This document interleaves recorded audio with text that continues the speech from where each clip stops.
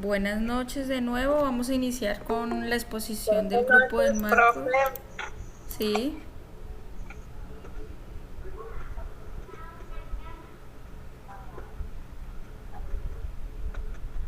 Bueno, Marcos, inicia a proyectar, por favor. Uy, no me quiere dar. Vamos a intentar de nuevo, a ver.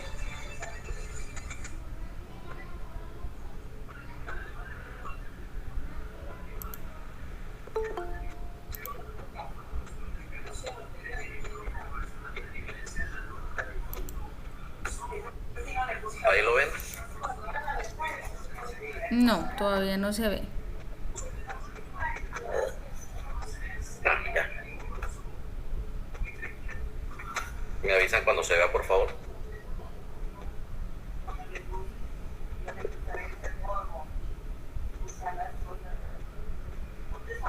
Nada. No, nada, Marcos.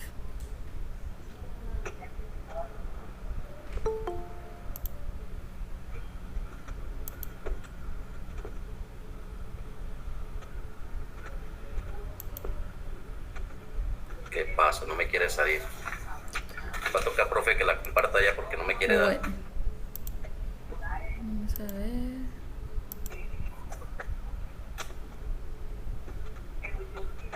Voy a abrir y su merced me dice cuál es la carpeta.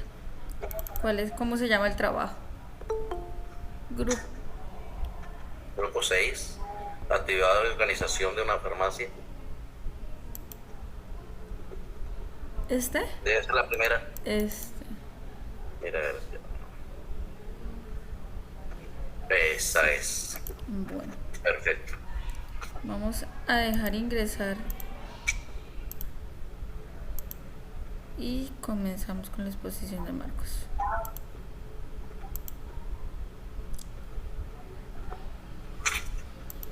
Listo, ahí la ven todos. Sí, profe. Sí, yo la miro. Listo, Marcos, inicia. Bueno, primero que todo, tengan todos muy buenas noches. Quien les habla, Marco Antonio Carranza Bocanegra, como sustentador del trabajo realizado por el Grupo 6, conformado por el compañero Michael Guzmán, Marvel Obregón, María González, María Mina, Maribel Buitrón, Mariluz Zanabria, Mario Fernando Bravo, Maritza Herrera, Marley Martínez y Ledis Ortega, que aunque no aparece allí en la diapositiva, sí trabaja con nosotros. Siguiente diapositiva, por favor.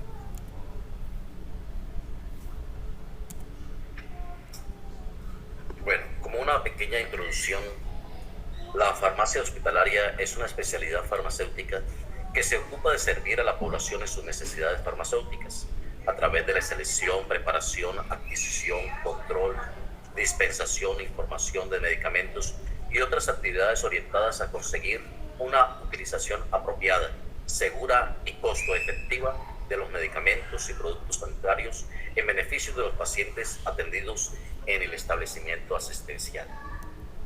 Cuando se habla de costo efectiva, habla de que su costo sea equitativo al efecto benéfico que produce el medicamento en los pacientes.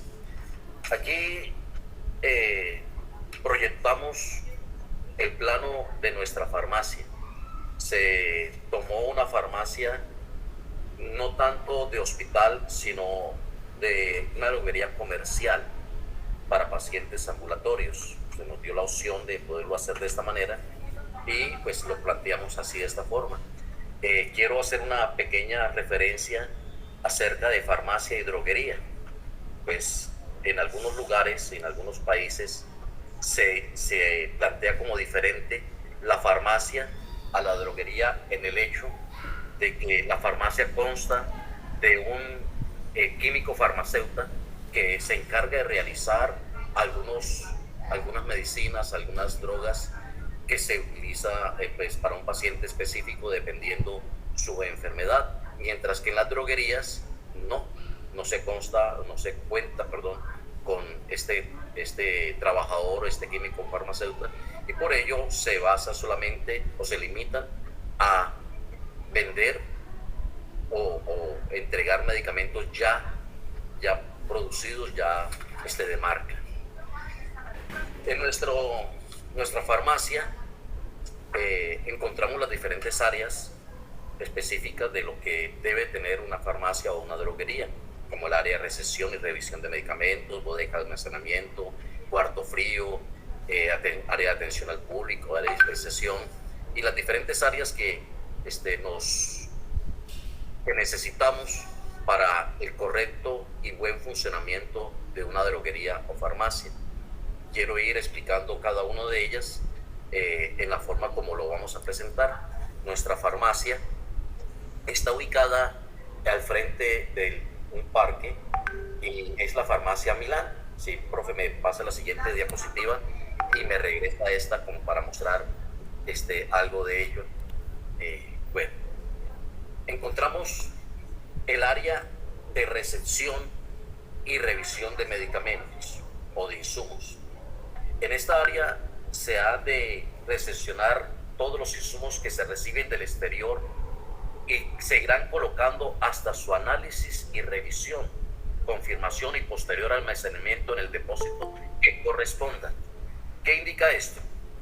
Esta área lógicamente está en la cercanía o en la posición más adecuada donde no tengan que pasar por las áreas de entrega o de dispensación donde se están recibiendo los medicamentos, sino que está a un lado donde los proveedores pueden llegar allí.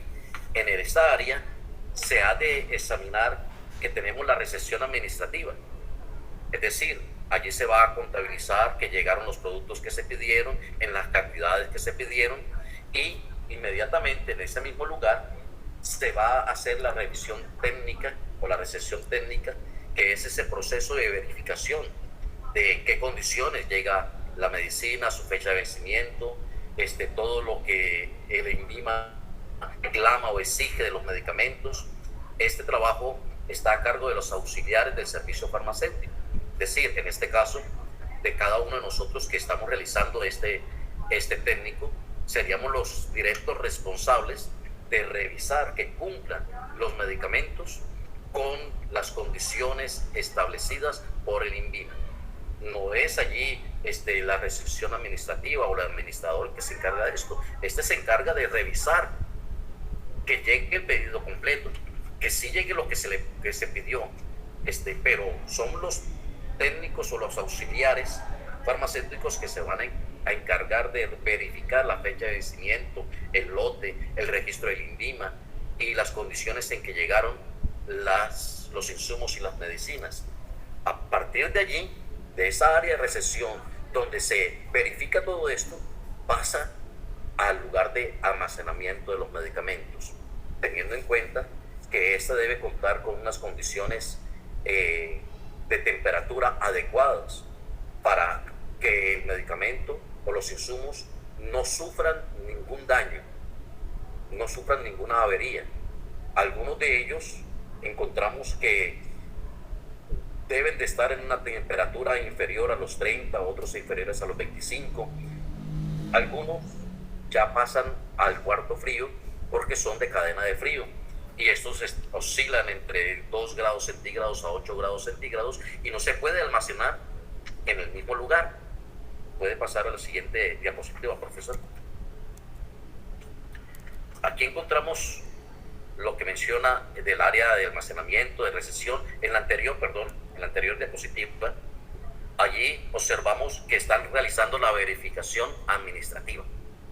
Es decir, están contabilizando, revisando qué llegó, cómo llegó, en qué las cantidades conforme a lo que se pidió. En la siguiente diapositiva, que ya la profesora nos mostraba, ya allí va al sitio o lugar de almacenamiento de acuerdo a las características de cada producto, de cada medicina, teniendo en cuenta las que requieren la temperatura, vamos, de acuerdo a su condición, los que deben de estar menos de 30 grados, menos de 25 grados, como aquellas que deben estar entre 2 a 8 grados centígrados.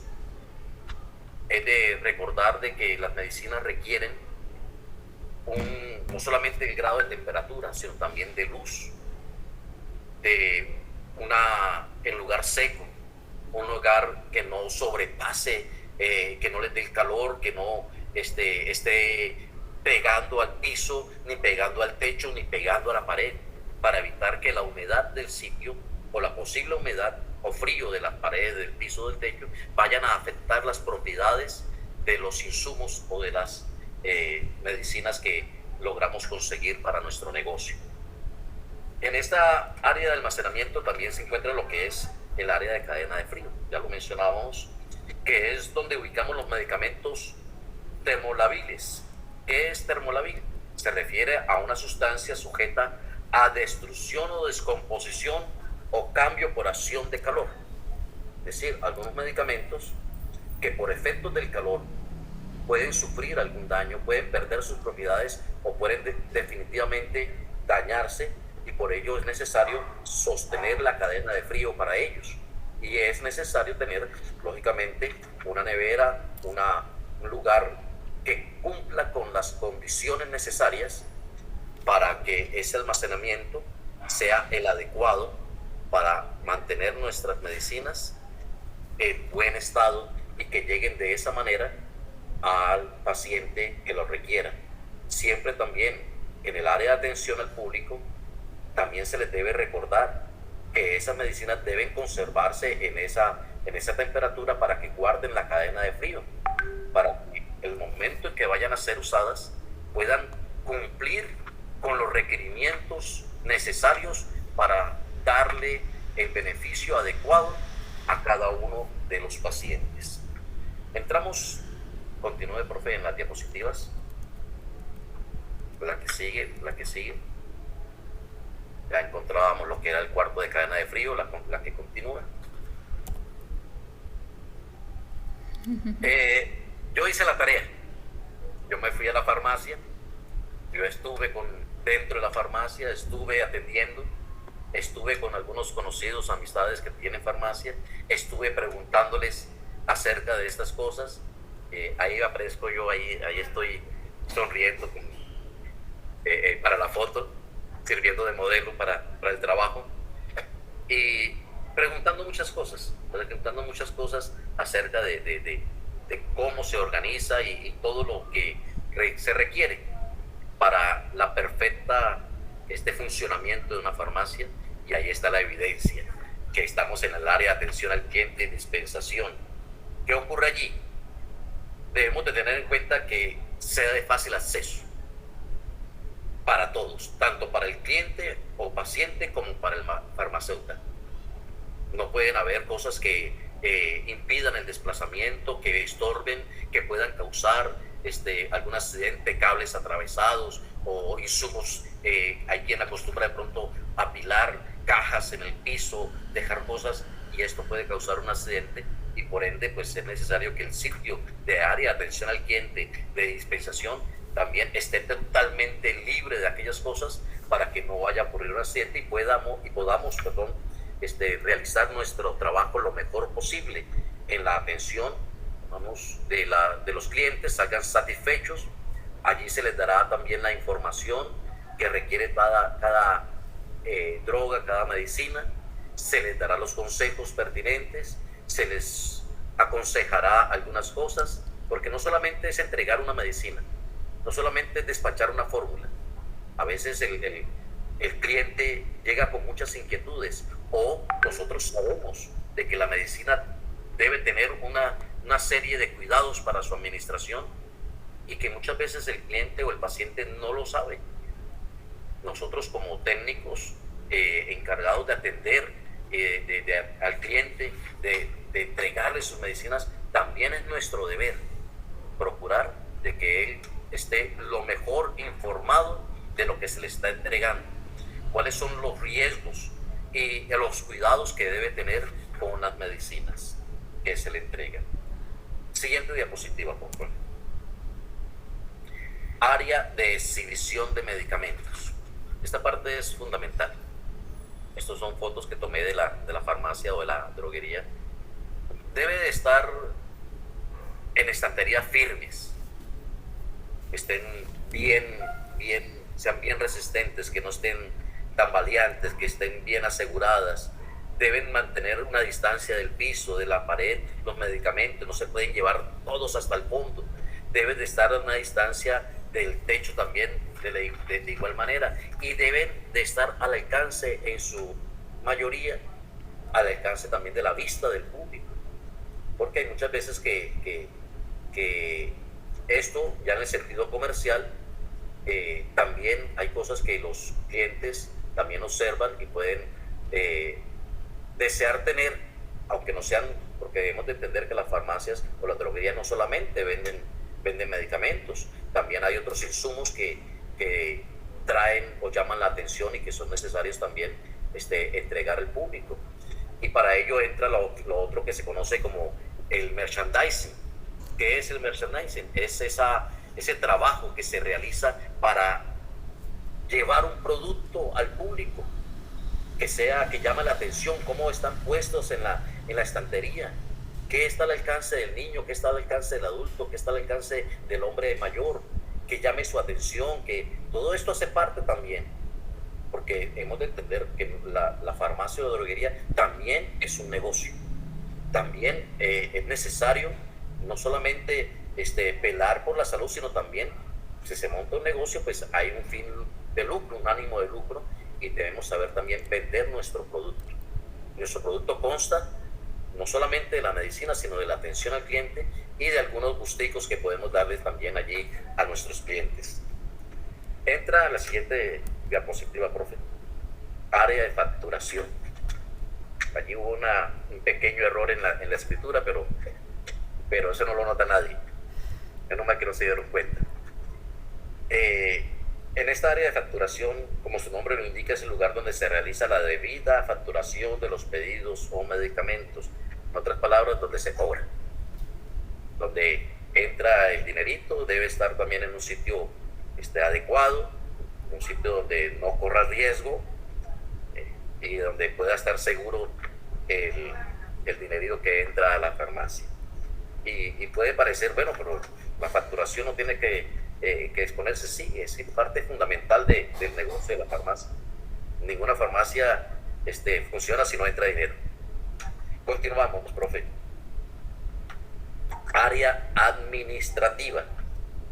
Como su nombre lo indica, es el lugar donde se administra.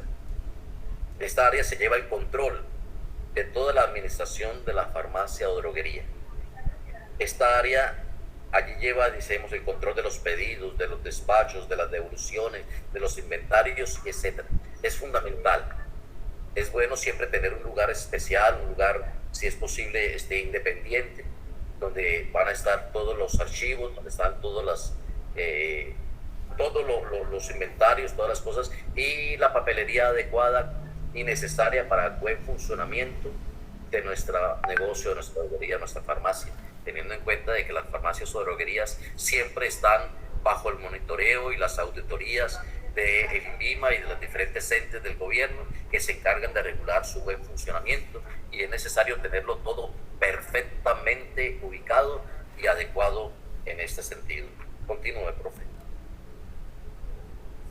Medicamentos de control.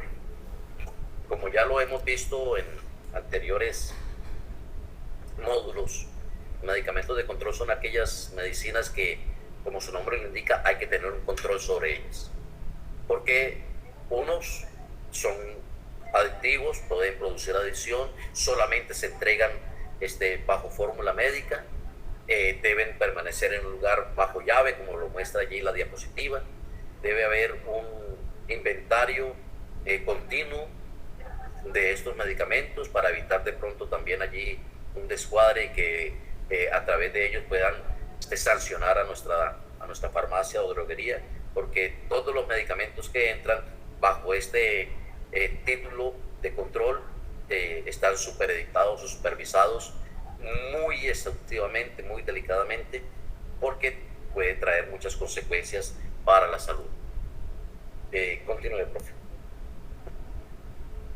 En el otro área encontramos los medicamentos caducos y desechos hospitalarios o de la farmacia.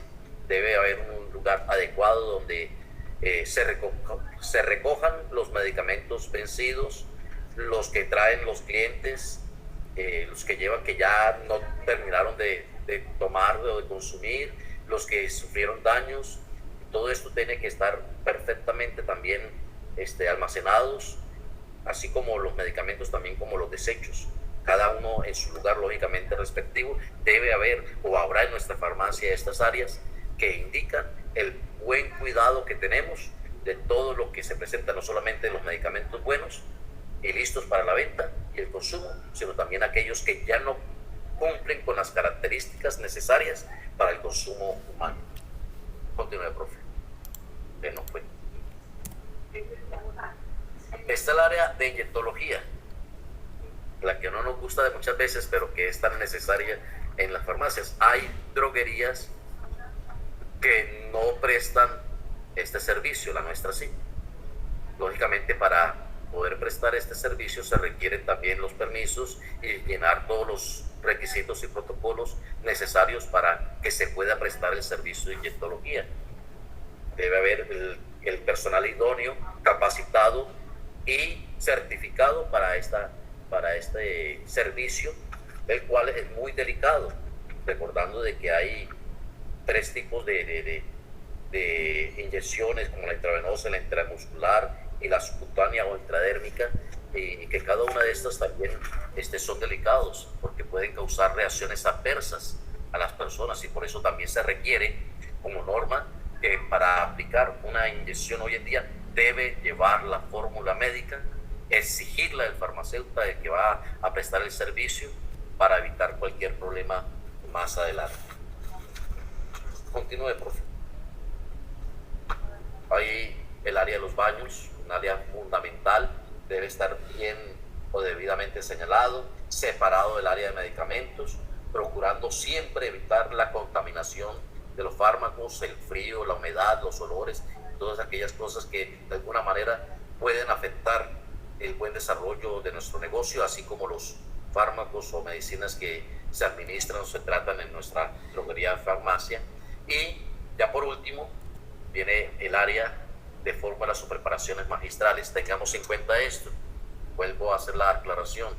Normalmente esto se presenta, o esta área está en las farmacias, donde hay un químico farmacéutico que se encarga de dosificar o crear algunos compuestos a lo que se le llaman fórmulas magistrales, que son adecuadas específicamente para un paciente específico, de acuerdo a sus necesidades, y que no son normalmente para todo público, sino para personas específicas que requieren algún medicamento, y que esas fórmulas no las puede preparar cualquier persona.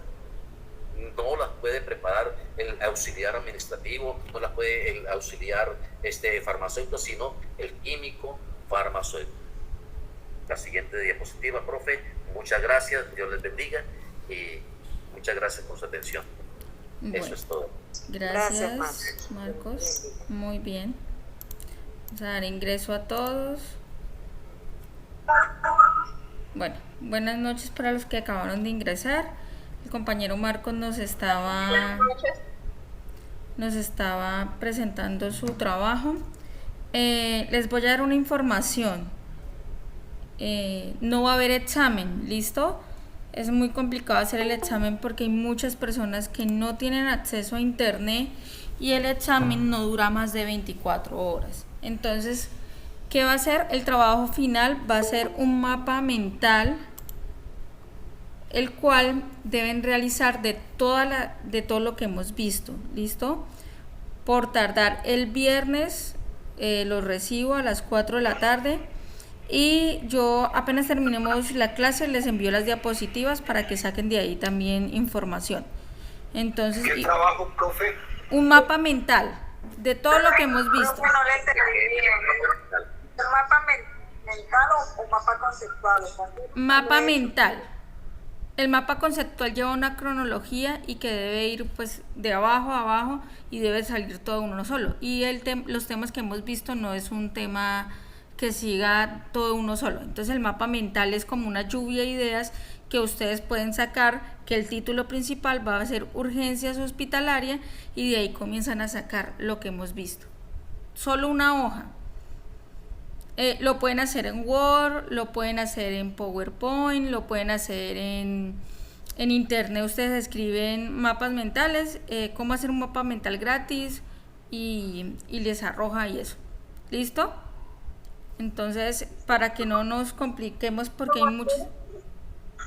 Profe, es como hacer un resumen de todo lo que uno ha mirado. Sí, pero en forma de mapa, en forma de cuadritos. De que si yo voy a irme hacia una hilera, debo entender lo que tú me estás diciendo de eso y me quieres dar a entender, ¿sí? O sea, es un resumen, pero en pocas palabras, porque el resumen es hablar mucho, ¿no? De todo lo que hemos visto, ustedes deben sacar lo más relevante. O sea, ahí sí es a lo de ustedes, porque si no, pues no acabamos con respecto al examen. Bueno, hoy vamos a ver carro de paro. Entonces, todos atentos, no voy a interrumpir la exposición porque me ha pasado que nos queda grabada una parte, yo sigo hablando, entonces la idea es que todos entren a las 8 en punto, yo los dejo entrar, pero pues sí se les pide un poquito en puntualidad. ¿Qué es un carro de paro? Es una unidad móvil y compacta que asegura y garantiza e integra los equipos, medicamentos e insumos necesarios para atender en forma inmediata una emergencia médica con amenaza inminente a la vida por parada cardiorrespiratoria o por aparte de colapso cardiovascular. Entonces, ¿cuándo se debe usar un carro de paro? Un carro de paro se debe usar cuando haya un paro cardiorrespiratorio o un paro respiratorio. ¿Cuál es la diferencia? Que en uno el corazón deja de latir y la persona deja de respirar, y en otro la persona deja de respirar pero su corazón late. Un infarto agudo en miocardio que haga parada cardiorrespiratoria, arritmias, que el paciente le lata el corazón muy lento o muy rápido, insuficiencia respiratoria severa y depresión respiratoria, que el paciente tenga dificultad para respirar y se esté colocando morado, un evento cerebrovascular o personas que tengan un Glasgow deteriorado, que es una escala de Glasgow. La escala de Glasgow ustedes la pueden ver por internet, la descargan y es unos parámetros, unos puntos que debe seguir el paciente. Entonces, si tiene reflejo, si lo pellizcan y retira el estímulo, eso da una escala de conciencia del paciente, y eso da si toca intubarlo o no toca intubarlo. Alteración hemodinámica y compromiso, conciencia diversas, un shock de diferentes tipos. Hay shock cardiogénico, hay shock exértico, hay shock hipovolémico y las convulsiones. Estas son algunas enfermedades que el carro de paro, los medicamentos se pueden tener ahí y no tienen que ir a la farmacia a pedirlos. O sea, es un stock de medicamentos. Entonces, ¿qué deben verificar en un carro de paro desde el punto de vista farmacéutico? Entonces se debe verificar estado actual de los medicamentos, fecha de vencimiento, la presentación, el lote y la cantidad. Estado actual de los insumos, porque en el carro de paro no solo va a haber medicamentos, van a haber insumos médico-quirúrgicos. Entonces la fecha de vencimiento, el lote y la cantidad. Estado actual de los equipos biomédicos. ¿Por qué? Porque van a ver la hoja de laringo, van a ver el estetoscopio, que es el fonoendoscopio, van a ver el equipo de órganos. Entonces eso hay que verificar que esté en funcionamiento. Se va a semaforizar, el verde es mayor a 6 meses, el amarillo entre 3 y 6 meses y el rojo menor de 3 meses. Con eso se semaforiza de acuerdo a la fecha de vencimiento. Entonces, carro de paro. Funciones desde la farmacia. Entonces, ¿qué se debe hacer? Se debe recopilar la información de los medicamentos informados por cada uno de los diferentes servicios para la respectiva reposición, teniendo en cuenta que su fecha de vencimiento sea mayor de 1 año. Entonces, los carros de paro, los jefes o el auxiliar de enfermería lo debe revisar semanalmente y una vez al mes se debe revisar en conjunto con farmacia. Cuando el personal saque un medicamento se debe reponer. El carro de paro nunca debe estar incompleto, o más que no exista el medicamento. Pero no debe estar incompleto porque tiene los medicamentos y los elementos principales para poder sacar a un paciente de un choque séptico, intubar. Entonces, si dejamos de reponer el medicamento, pues va a llegar en un momento que no vamos a tener nada. Garantizar que los medicamentos cumplan con todas las normas mínimas y de calidad que se requiere para los productos farmacéuticos. Registro INVIMA.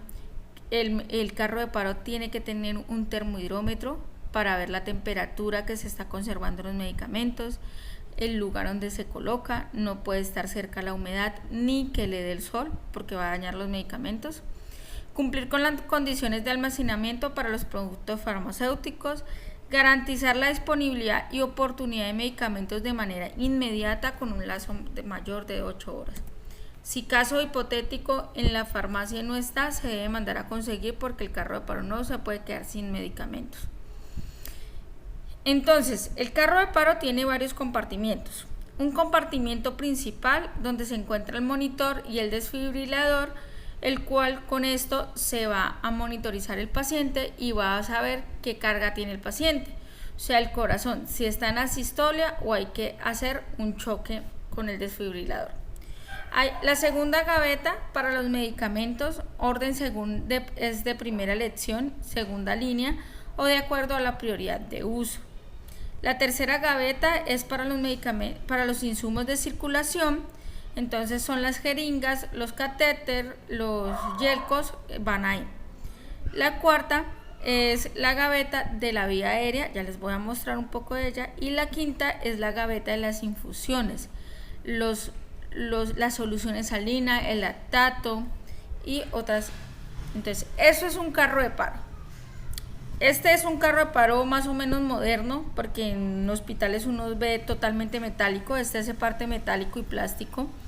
El carro de paro sí o sí tiene que tener ruedas, ya que debe ser, siempre el desfibrilador debe ir conectado a una corriente para que esté cargada la batería, para en el momento en que lo vamos a utilizar se desconecte y se lleve al lugar donde se requiere.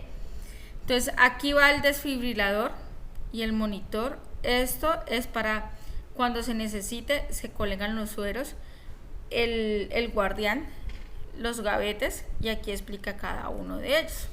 Entonces, medicamentos que vamos a encontrar en un carro de paro. Vamos a encontrar la adrenalina, la atropina, que son medicamentos esenciales para el corazón. La adrenalina cuando el paciente deja de latir el corazón o comienza a latir muy lento. La atropina también se utiliza para eso. La lidocaína se utiliza al 2% para sacar al paciente de un ritmo que se utiliza, que es una fibrilación.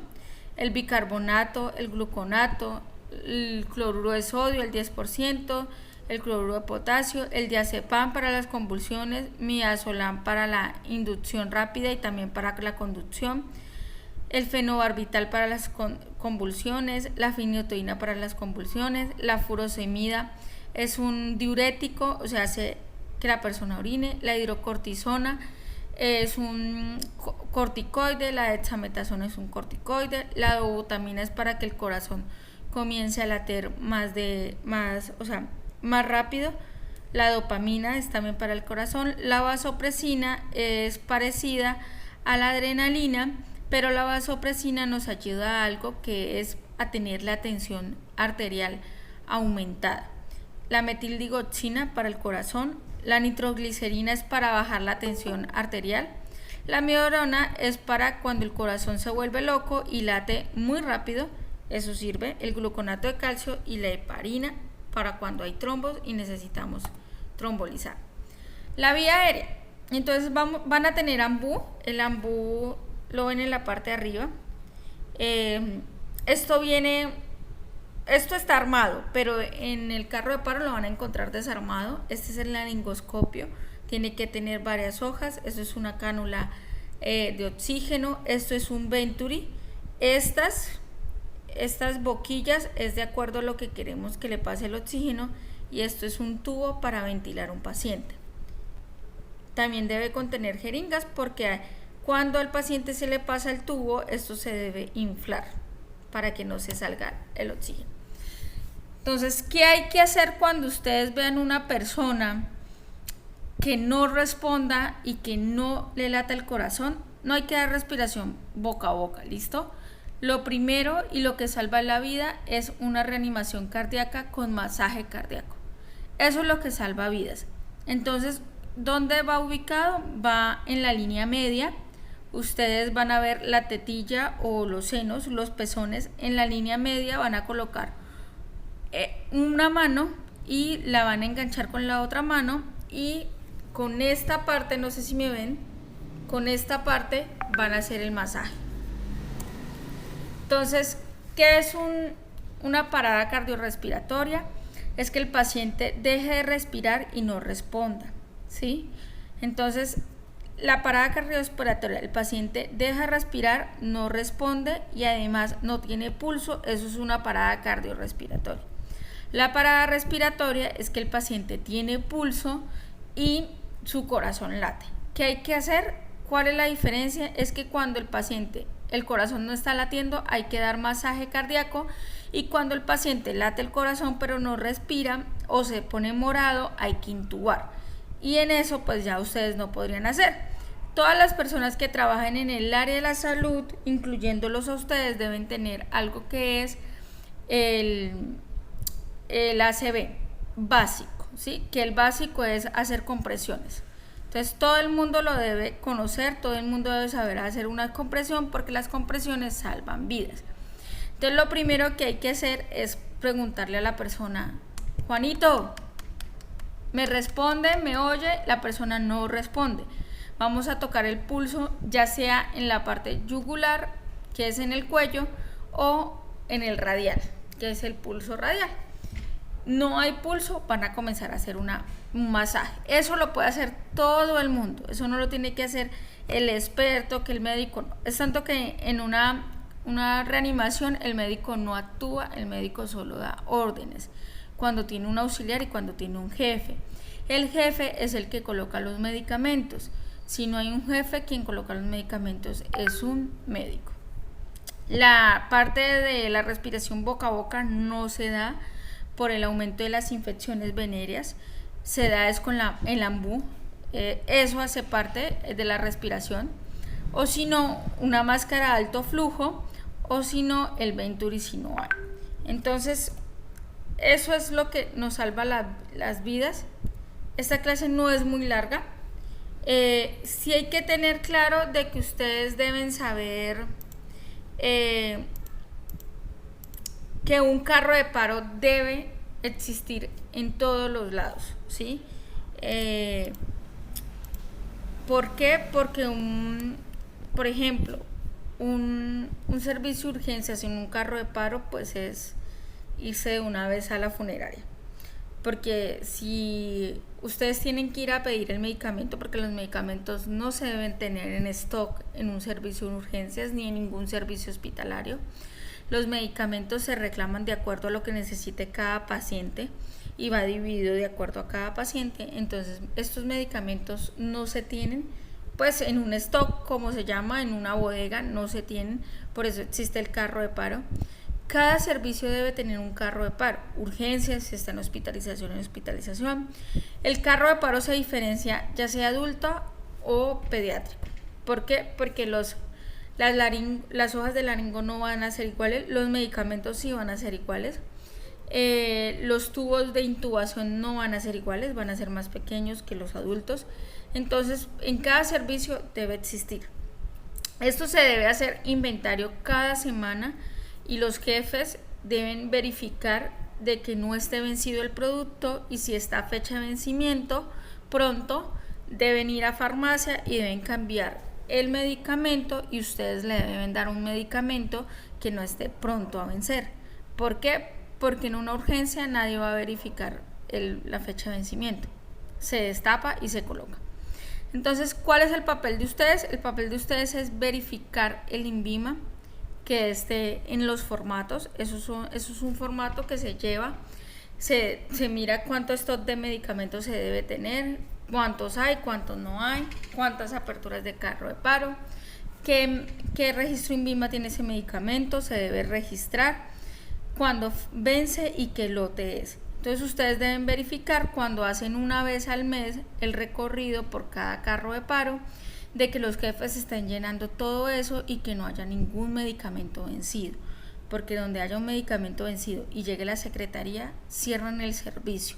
No dejan plan de mejora, sino cierran el servicio. Los medicamentos, el carro de paro debe estar completo en una visita de secretaría, porque si no lo cierran. Si no está rotulado como es, también cierran el área. ¿Por qué? Porque el carro de paro es el que nos va a salvar de una urgencia.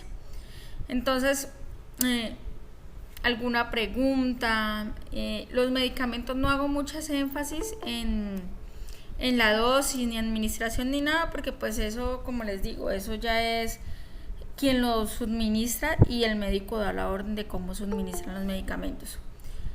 Sí quiero volver a aclarar que no vamos a hacer examen, pues por la dificultad de muchas personas por el área de tener acceso a internet, y más que por el tiempo ustedes, y pues un examen solo dura 24 horas, de ahí para allá no más, porque si no todos se van a copiar. Entonces, un mapa mental de todo lo que hemos visto. ¿Listo? El mapa mental, por favor, me escriben el nombre completo, ¿sí? El nombre completo. Y les quiero recordar que el día viernes voy a dar las notas. Me informaron que persona que no haya pagado, persona que no se le puede dar la nota hasta que se ponga al día, y el día viernes terminamos la clase. Las notas del primer trabajo las doy el día viernes. Los felicito. Algunos se esforzaron mucho con el trabajo, otros lo hicieron con medio esfuerzo, pero no tengo ningún trabajo que no se esforzaron. Todos estuvieron buenos trabajos. Me agrada que pues de verdad le pongan interés a la cátedra, y no sé qué preguntas tienen sobre el trabajo, sobre la clase. Profe, ¿con qué tema es el trabajo? Con todo lo que hemos visto. El mapa mental es de todo lo que hemos visto. Ustedes tienen que sacar lo más importante que consideren de hacer el mapa mental. ¿Hasta cuándo hay plazo, o sea, tiempo? Viernes 4 de la tarde. Profe, ¿cuándo nos envían las diapositivas? Hoy. Ya las voy a guardar, y mejor dicho, se las voy a enviar al grupo. Profe, una pregunta, ¿este trabajo del mapa mental toca entregarlo el viernes, dice? Sí, señora, viernes. Ya. Profe, con respecto a lo que usted explicó ahorita, lo del carro, lo que contiene, pues uno no se le queda mucho ahí porque pues va rápido, ¿no? No, pero, pues, igual sí, los medicamentos que se tienen en un carro de paro son medicamentos estrictamente vasculares. Hay unos de sedación y unos de analgesia, que son muy pocos. Por ejemplo, el midazolam se utiliza para intubar a un paciente. El midazolam se utiliza también para intubar y para convulsiones. El diazepam para convulsiones. La adrenalina para sacar al paciente de cuando el corazón les deja de latir. Entonces uno hace las compresiones y cada 3 minutos va colocando una adrenalina hasta que el paciente vuelva a retomar el pulso. Si no hay pulso, uno sigue con las compresiones y sigue aplicando adrenalina. Lo ideal es que uno no haga una reanimación más de 15 minutos. Una reanimación más de 15 minutos se demuestra que hay secuelas neurológicas graves, porque más de 15 minutos el cerebro sin recibir oxígeno es un cerebro muerto, que van a quedar postrados, o lo más seguro es que no vaya a haber cerebro después de 15 minutos. Por eso las guías dicen que más de 15 minutos no es una reanimación exitosa. ¿Qué más les puedo explicar? No, el carro de paro es importante que ustedes sepan que contiene medicamentos, insumos, contienen toda la parte de la vía aérea, contiene jeringas, contiene yelcos, contienen catéter, contienen líquidos endovenosos, lo cual deben estar reposados ahí para que la persona que lo vaya a utilizar no tenga que correr a farmacia y tenga que pedirlos allá, sino que los tenga en la mano. Pero por eso les digo, o sea, yo les envío ya les envié las diapositivas. El trabajo es de ahí y pues ustedes deben hacer lo más importante y hacer un mapa mental. Una sola hoja, una sola hoja. Listo, profe. O sea que dentro del mapa mental la cobija lo del carro, lo que estaba explicando, ¿no? Con lo que ya hemos visto. Las diapositivas van hasta ahora. O sea, las diapositivas están hasta el día, hasta lo que les digo hoy. Entonces, pues ustedes ya escogen qué van a poner. Profe, que si en el trabajo que vamos a realizar entra la clase de hoy también. Sí, todo lo que hemos visto. Ciro, digamos que es con un botiquín grande, muy grande, porque hasta el primer nivel debe tener un carro de paro, y se tiene. En un primer nivel se tiene un carro de paro porque está habilitado el servicio de urgencias, y el servicio de urgencias no lo habilitan si no hay un carro de paro. Eso, profe. Eso es lo que quería saber. Estaba acá, listo. ¿Alguna otra pregunta sobre el trabajo? Profe, cualquier cosa que tenga duda la puedo llamar, le puedo mandar un mensaje o algo. Si me van a enviar mensajes muy temprano, porque hay gente que madruga mucho, yo no madrugo. No, profe, yo trabajo. Yo trasnocho, más no madrugo. Yo me levanto después de las, o sea, yo me levanto a las 6, pero nunca veo el celular a esa hora. Y muchas veces me escribieron temprano, 5:30, 6, y pues yo ignoro el celular a esa hora. Si de pronto salimos a trabajar, profe, que disculpe la interrumpo, le dejamos el mensaje allí y usted me responde. Sí, igual yo casi siempre me acuesto tarde, y por los turnos entonces soy más nocturna que madrugadora. Pero si les... Yo a veces lo voy a escribir a las 11 y me da pena. No se preocupe. Si no le respondo ese día, le respondo al día siguiente. Uno siempre va a tener una duda. Yo siempre con la profesora Diana cualquier cosa le preguntaba y ella pues le explicó, ¿no? Como para complementar algo, ¿no? Sí, claro. Dudas de cualquier, sí. Entonces, por eso le preguntaba porque pues todas manejan diferentes su horario, su trabajo. Pues como para poder entender. Sí. Entonces, pues cualquier duda, pregunta, igual ya les voy a escribir en el grupo también, pues porque no todos están conectados, entonces para que todos sepan el cambio del trabajo. Profe, lo que pasa es que como yo entré 2 módulos atrasados, yo tengo ahorita que revisar la clase de la profesora Diana, porque yo estoy complementando ese módulo y cuando termine me toca el otro. No me toca ahí va. Bueno. Entonces ya les voy a escribir también de una vez y voy a subir la clase.